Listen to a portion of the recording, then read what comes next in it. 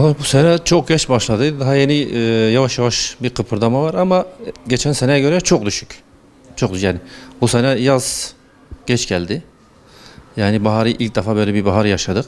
Yani çok düşük bir satış var. Yani geçen sene nazaran mesela bu sene daha bir 10 tane klima satmamışız ama geçen sene bu ayda en az bir 50 tane 60 tane klima satmıştık.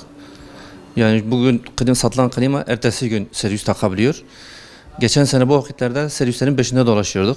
Yani bir haftaya kadar da randevu veriyordular. O şekilde takabiliyordular.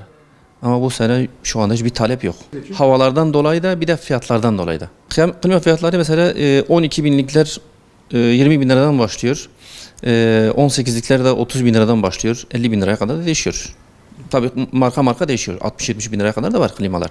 Valla bütün ümidimiz artık yaz, Haziran ve Temmuz'da. Bakalım inşallah öyle bir şey olur, kıpırdanma olur. Elimizdeki klimaları tüketiriz. Klima sezonu şu an daha başlamadı ama sezona hazırlıklıyız. Önümüzdeki birkaç gün içerisinde mevsim sıcaklıkları tam olarak başladığı zaman sezonumuz başlayacaktı. Geçen sene bu zamanlarda başlamıştı ama bu sene iklimden dolayı daha başlamadı. 10 gün içerisinde, 10-15 gün içerisinde sezonumuz tamamen açılacaktı. Havalar şu an serin olduğu için talep azdı klimalarda. Geçen sene bu zamanlarda klima stoğumuz tamamen erimişti. Fiyatlar geçen seneye oranla %100 oranında artmış ve sezon öncesi, sezon başladıktan sonra tekrar fiyatlarımız artacaktı.